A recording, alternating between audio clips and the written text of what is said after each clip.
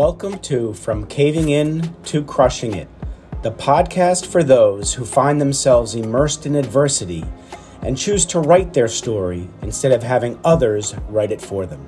I'm Drew Deraney, and I'm your host. Dorothy, it's so good to have you on. It is amazing to see you, my friend Drew. Not that I'm counting, you've already had me on your show twice. So and that's not why I'm doing it. I wanted you on because you are an awesome human being and you've got a story to tell. And no better time than the present to get down to it. So thanks for coming on. I really appreciate it. Absolutely. Yeah, I think everybody has a story. It's just some of us are brave enough to tell it and some of us aren't. So I agree with you. You know, the thing is, if you're passionate about about what you're talking about and your story has led you to somewhere that's going to help people need to hear stories. And so you're doing it well, and what you're doing, getting people to tell their story. And that's what I'm working on. So, you know, we all know life is not linear. We didn't wake up one morning at age 7 and say, I know what I want to do in my life. Not many of us have. I know you have stories to tell. Go for as far back as you feel comfortable to really pinpoint that time in your life where you realized in your gut, in your heart, in your head, there's something different and I'm going for it. That's a great question. Looking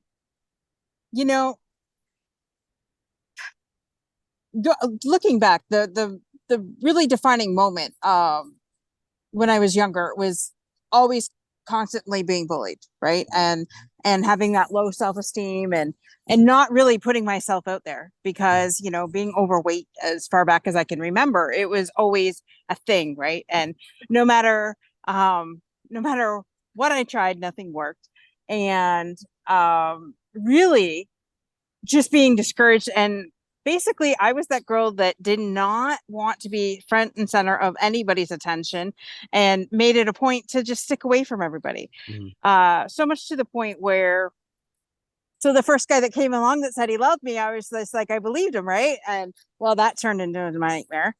And so no, you seriously can laugh about it now. 4 years of verbal and mental abuse on top of being bullied and being abused all through school. I'm like, no, I'm surprised I'm not curled up into a ball. But then not realizing, actually just now realizing that, all that led to mental health and mental and things like that. And I guess that's why I'm a huge advocate today for it. But I guess those moments defined of where I am today, right? Because without those moments, I would not be doing what I'm doing. And, my grandfather, I was the only one out of my immediate family that wanted to be an entrepreneur. And my dad and my brother and my mom would all like, well, I can't believe you'd want to work for yourself. You should just work for somebody else for 30 years, punch in, punch out, collect your pension at the end. But nowadays we don't have pensions. No, and so, and I don't know. I think my first business was a candle business of all things. Babysitting first, then candles, right? I used to sell party light candles. and then, that just went from travel to a whole bunch of other different things that I'd done in my teens and early 20s. And then, but my parents would always, it's like, well, you put too much into it. And I'm like, yeah, but that's not for you to say. And, but what I didn't remember until recently was my grandfather, my dad's dad, was an entrepreneur as well. He worked at Hiram Walker's in the duplicating department, but then he also had a side hustle in the basement, right? He was a printer. Okay. Right. Yeah. And when he died, like that, he actually donated his printing press to the museum. That's how old it was. I love it. And it was all right. And I was like, well, wait a minute. I'm not the only entrepreneur in my household. You were not. And I was just like, damn, too bad I couldn't tell that to my parents because my grandfather saw it. Yeah. The one that was bugging me the most didn't see it. And I mean, whatever. They were trying to protect me, and Of I'm course, no that's what way happened. slamming my parents, Oh right? yeah, They're no, that's just what trying to parents protect do. me. Right, right, absolutely. And so, yeah, so yeah. And it's funny because Grandpa would always help us when I went over there. We'd always go in the basement and I perforate because he used to do tickets for the Legion. Okay. So they have to be perforated so that they could easily rip them apart. And I remember going, I don't know how young I was, but I Mhm. can still remember doing that or stamping them. Because back then, he didn't have the electric stamper. So you Right. had to number the tickets as Oh well. my gosh, I love it. So you were Right? an entrepreneur at such a young age and you didn't know it. You were helping. Exactly. You were helping I was just grandpa. helping grandpa. I was I just helping love grandpa. it. Oh, that's wonderful. That's a wonderful story. Well, thing is, this is the first time I told it because that's how I remember. This is remembering it for the first time. Oh my gosh. Well, I mean, isn't that the point of telling stories? Because you jog, all this stuff's in our brain and it's all covered up by other stuff. So it Hmm. really takes us telling our story and to uncover things that make us smile, you know? Yeah. Yeah, we don't want the smiling things buried, right? No. No. Yes. All right. So young entrepreneur working her way up. And so what happened after the candle business? Oh, friend. Well, after I sold it to everybody, like my aunt was my biggest customer, and her friend was Uh, my biggest customer. right. Wait, next to my mother, because my mother, oh my God, if she had one candle in the house, Drew, I think she had $10,000 worth of candles in the house at one point, Oh my like over God. the span. It I was love it it. was insane, but I the love it. house smelled good. Oh yeah. Um, so from the candles, it went to financial services, which I am not an insurance agent. Let me tell Okay. you, Yeah. I can't sell insurance to save my ass. But anyways, I that's a whole love it. other I topic. love it. From Um, candles to financial services. Okay. What was next? This should be good. travel. Oh, Yes, I used yeah. to sell discounted travel packages, man. Those things were great. Yeah. Unfortunately, the company just went out of business this year. Oh, out of shame. Um, but yeah, like you could have traveled the world for pennies on the dollar was their slogan. I love it. Cold calling my way. And I used to, of course, I would buy leads back then and talk to everybody all over the world because, I was in the Eastern time zone and I was Right. speaking with people in the Pacifics, out in California and stuff like that, not even realizing that. And I would work all hours of the day and night. My dad would come in and like, "You're still working?" I'm like, "Yes, I am." Yeah. Uh, but in 1 month I had sold 3 packages, which grossed me close to $10,000. That was the first time in my life that I had Wow. ever made that kind of money in my life in Oh one my month. gosh. Yeah, yeah, yeah, I yeah. know, right? That's great. Okay. And then I don't know, I got in my head, because that's what women do. We put Mhm. ourselves down and get into our head. And I don't know what happened from there. From there, it was just like an uphill battle, trying to listen to everybody else except for myself. Mm. Funny. Oh my God. Yeah. You I'm know, glad this guys, is on men do tape. that too, by the way, just so you know, not I did, just the well, women. I'm glad. Well, funny story because when you were on my show, you had said that men have a nothing box, and I've been Yeah. using that. I've been using Ah, that pretty much everywhere I go. yes. And the guys look at me. I said, "Dude, this came from a man, so you can't get mad at me." But Uh-huh. Yeah. women overthink everything, where Yep. men have a nothing box, Yeah. and so, well, glad that men overthink things too or get inside their head. But Yeah. Well, I mean, yeah, it's the difference between that if we realize we don't want to think, we have somewhere to go. We don't maybe not use it as often as we should, where the women don't have that capacity. You guys are thinking all the time. I get it. right. Yeah. Yeah, So you overthought the travel business. I did. Ah, Yeah. I jeez. overthought the travel business. And then, yeah, life went into a tailspin after that. Like huge, huge, huge, huge. Um, a lot of financial ruin out of that one. Ah, But I got to travel the world. I did a lot of personal development. I traveled the world following yeah. Danny Johnson. Okay. Well, not the world. We'll say the United States. I'm from Canada, so I Okay. traveled. Texas is an amazing place, guys. You need to go to San Antonio, Yeah. go to the Riverwalk if you've never been there. Mhm. But learned a lot about myself. Found myself in that left left the abusive relationship Good. Found some amazing people at those events. Good, good. Yeah, got myself back, you know. Mm-hmm, So mm-hmm. yeah. Oh, proud of you for working on yourself, man. A lot of people don't admit that we need help, and we do. We can't do it alone. So, so what happened after the whole traveling and Danny Johnson? You're back. You worked on yourself. What Yeah. happened? After that, oh, let me think. All right. So that took a 10-year healing journey trying to find myself. And I thought, I kept saying I wanted to be married. I wanted to be married. Yeah. And so then on my 40th birthday, I went on my very first missions trip. Okay. Changed my life forever. First business trip. Where were you working at that No, time? you What'd you say? know, missions trip, Oh, missions trip. mission. Yes. Ah, I had always how did wanted that? to go to the mission field. Oh, I okay. have a spiritual mom that like really, she goes, is if you do anything in your life, that's one thing you got to do. Okay. So I signed up with Servant Heart Ministries and I Okay. went over to Dominican Republic Wow. and spent a week over there and just loving on kids.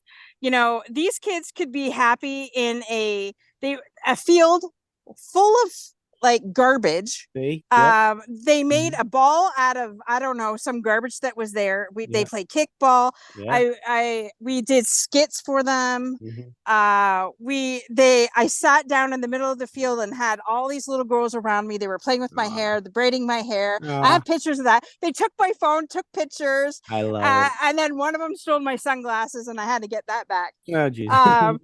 But it was an amazing, life-changing event. That was the year Mhm. I turned 40. That was Okay. the year my mom turned 60. Okay. And in the middle of that week, my dad's baby brother from Taiwan passed away. So my dad was trying to get a hold of me. Oh boy. Okay. And so my uncle was a missionary. My uncle spent a lot of his life. He was in the Canadian Armed Forces, and he was did a lot of things with kids. He was a teacher out in Taiwan. Right. And so I decided the rest of that trip would be in his honor. I had his backpack with me Ah. and stuff like that. And really, when the smell of that where we were at was, I could just close my eyes and I could still smell it. It was like Okay. they burned garbage. Yeah. So it was either you're smelling garbage or you're smelling poop or you're Oh, smelling geez. Yeah. whatever. The cows are just like so disgustingly undernourished Yeah. that it like their skin and bones. Yeah. You have to go in the middle of nowhere to go to these markets and things like that. But Wow. these people had nothing and they were so happy. Yeah. And I came back and I made a decision that I was no longer going to live with my parents after I'd been left my abusive relationship. I had moved back in with my parents and getting myself financially set again. And I made that decision that, okay, I'm no longer living with my parents. I'll make it work somehow. Got my first apartment when I never should have. Right. I don't know how they approved me, but they approved me. And so, yeah, so I could remember, I love that apartment. It was small, but it was mine. Of course. Yes. And, did what I wanted, went to the gym when I was a gym rat back then, Right. Yeah. I worked 2 part-time jobs back then. And I just really was, trying to get myself into shape. And I was training for a half marathon. Oh, good for you. Thank you. And so, yeah, life was great. And somebody had said, and I decided, I've been trying to find the man of my dreams. Right. Right. And so someone says, write a petition to God and put it away. So I had done that and I continued on my healing journey. Yeah. And I think 9 months into having my own apartment, I found my husband. You did? And how'd that happen? Did. Well, dating sites, there are some really horrible dating sites, which I had found them all. Right. But then I've seen those. Just as I was ready to give up, I said, okay, I found up on Facebook came up and this advertisement for Zeus came up. And I said, okay, God, if this is it, then I give you 3 months. And if I don't find my husband in 3 months, I'm just meant to be single. Okay, here we go. Here's the challenge. So That's the challenge. All I right. made that petition. I love So it. I gets on there trying to figure out how the heck this works. I have no idea. This is a whole new beast. It's Yeah. nothing like eHarmony or anything like Right, that. right. You have to swipe and you have to do something, and then to unlock something you have to pay or you have to wait a certain amount. And I'm like, oh God, Oh, here we God. go. You have to work at it. Jeez. I All had to right. work at it. All So right. this guy's profile comes up and I'm looking at everything. I didn't have a lot of requirements, but he had to be single. He had to have a job. Good, He good, had to have some kind of belief system good. Okay. and, you know, a decent human being. Okay. You That's know, important. Yeah. I that's would say that's a important, non-negotiable there. Okay. not negotiable. And, you know, if he helps people, that would be even better. All right. But yeah, like, non-negotiables where you had to be single. Well, Mhm. his profile comes up and it says separated. I'm Oh like, boy. swipe, swipe, swipe. You Like, got out no, of it? Okay. I got out of it. All And next right. thing you know, I hit the wrong damn button. I hit You the wrong did. button. I did. I hit the wrong button. He hates when I tell this part I because he love thinks this story. he thinks that I take it as a bad sign. But anyways, so I hit the wrong button and he pops up and he says, hey, how you doing? You know, you want to chat? So I chat for a little bit. So because I had been on eHarmony and Christian Mingle, and there was a lot of losers over there and a lot of people that did not tell the truth. Yeah. I asked him, since he was local, I said, are you on Facebook? Yeah. So I asked him a bunch of questions and I stalked his Facebook page. I And then I asked him questions that deliberately were on his Facebook page to see if he would lie to me or not. He This is didn't what know I you did. found his Facebook page. No, he had no idea. All right. He had Okay. no idea. Okay. We weren't friends on Facebook back then. I love So it. he asked for my phone number. He says, you know, I don't really want to be on this app. You know, can we text? I'm like, oh, sure. Why not? I mean, why not? If nothing else, at least I'd have another friend in the world, right? Yeah. That's how I went into this. And so I had been talking to this other guy too. And so this other guy says, well, hey, you know, at the time I was living in Chatham, both of these guys lived in Windsor, Okay. which is about an hour away. Well, for those of you Americans that have no clue where that is. So it's about an hour away. So I set up an appointment with this other guy. Doesn't he blow me off? I was just like, okay, whatever. That's a sign. Okay. And that guy was the one that was a Christian. He was separated. He was separated too. You didn't swipe that one? I mean, no, he was fully single. I mean, okay. sorry, he was fully single. Okay, so not separated, single. He's fully single. He had every requirement. Oh, he hit it all, and then he had it all, and then he stood me up. Ah. So I thought, okay, no big deal. You know, obviously it was not meant to be. Right. So I texted Joe and I said, hey, you know, plans changed. I'm in town. Do you want to meet up? And he goes, I love that. Okay, where at? And so we met at Boston Pizza. And so my very first boyfriend, he made me wait anywhere from an hour to 3 hours, which completely pissed me off. Whoa. And I thought, how disrespectful of you to even do that, right? Yeah, so yeah. I grew up with the mentality. My dad said, if you're 10 minutes early, you're late. I was early I've been 10 minutes early my entire life. All right. That's a good habit to have. Except for my first meeting with Joe. Oh, wow. Okay, so to calm my nerves, because all of a sudden nurse started coming in. Yeah. So I messaged one of my girlfriends that lives in Windsor and I said, hey, Jessina, can you come meet me for a coffee or something? You know, I got to calm down before I meet this guy. And so she did. She wouldn't let me go, Drew. And then doesn't a train come up, right? Just as I told her, Christine, get out of my car, or Jessina, get out of my car. I gotta go. You know, I'm not gonna be late. Yeah. And I gets out on the road and doesn't a damn train come, and I'm stuck behind this train. So I pull into Boston Pizza and I am texting Joe. I'm like, okay, which vehicle is yours? So he tells me the blue Ram. So gets out of the blue Ram. And by this time, I wanted to, you know, look good. So I had these boots on. Yeah. And so that made me look taller. Yeah. So, I go over to him, I said hi, he says hi type thing. Mm. And he goes, "Oh, you're tall." And meanwhile, I'm not, but it's the boots that did the Right. trick, It's the right? And boots. Yeah. he's 6'1". Okay. And the first words out of his mouth are, "You're late." I was just like, Ah, holy oh God, my right? gosh. I love And it. The first and time. the first time, and I was just like, okay. So what I had never told him was, well, until after, I had to always ask my parents, "How do you know it's the one?" Yeah. And my parents would always say, you Okay. just know. All right. And I thought that was the biggest BS story of my life Right. until it happened. Until it happened with you and Joe. Until it happened with Joe. And so we went in, and he had a beer, because I didn't realize till afterwards, this guy was so nervous, and he had a head cold, and he had just taken some medication at home for the Uh-oh. head cold, Yeah. and he had a couple beers at home Oh before he man. came to meet me to Oh geez. calm his nerves Yep. down. I love it. Keep in mind, Joe is very much an introvert, Yeah. and really, even to go out on this date was taking something, right? Oh boy. Um, so yeah, make a long story short, yeah, that was we met. It's supposed to only been for an hour. I think we were like 3 hours in, and I was hinting, "Hey, let's go for a walk or something." Only he didn't get the hint.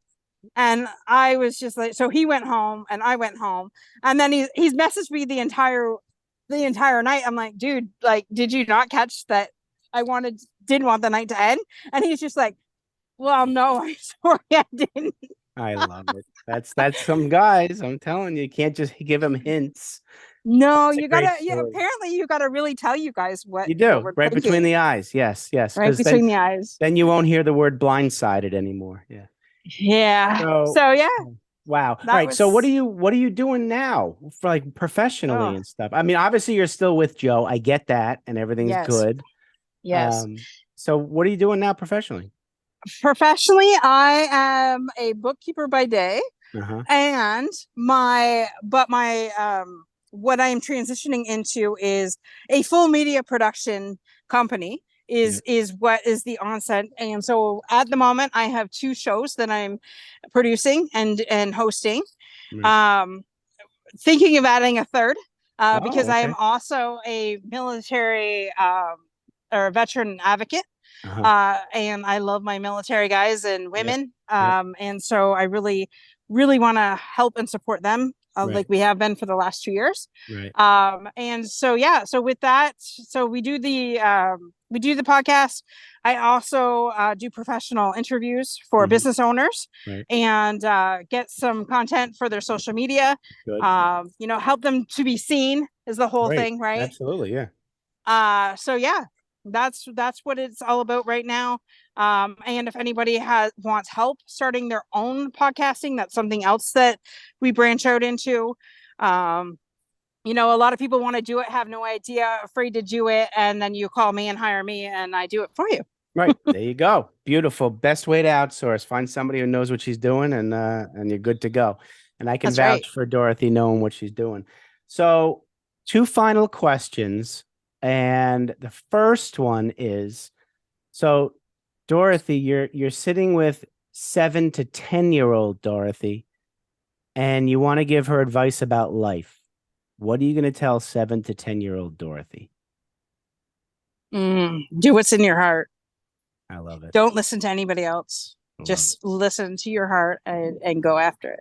Love it.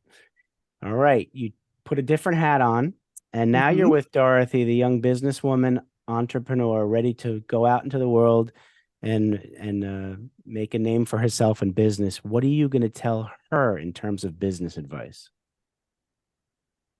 Again, trust your gut. So many times, especially this last year, I've listened to other people Mm-hmm. and gone down a rabbit hole. And if I just would have trusted myself, if I would have had the trust, faith, and confidence in myself, Mm-hmm. I would be a lot further along than I am. Mm-hmm. Okay. So definitely, no matter what people try and tell you, just believe in yourself. Absolutely, 100%. Love it. Love it. Absolutely. All right. So people now, I believe, have captured the essence of Dorothy Graham-O'Dell, and I love it. They're going to want to reach out to you, find you. What is the best way for them to get in touch with you to get more of what you do and who you are? Well, I am heavily on LinkedIn. So it's Dorothy Graham-O'Dell on LinkedIn, and or my website, www.unstoppableovercomers.com. Everything that we do is on there as well. So yeah, or they can email me at what is my email? Graham, Graham, Dorothy, Dorothy 408 at gmail.com. Beautiful, beautiful. Well, you are an unstoppable overcomer, my friend. And I'm so grateful you're in my life and we're friends, and keep doing what you're doing. And this certainly won't be the last time we talk. In my head, I have ideas of collaboration with the two of us. So we'll have to think that through when the dust settles for us. Yes, absolutely. I'm all about it. This is, I've said for the last 2 years, I'm all about collaborating. Yeah. And I think we go further together.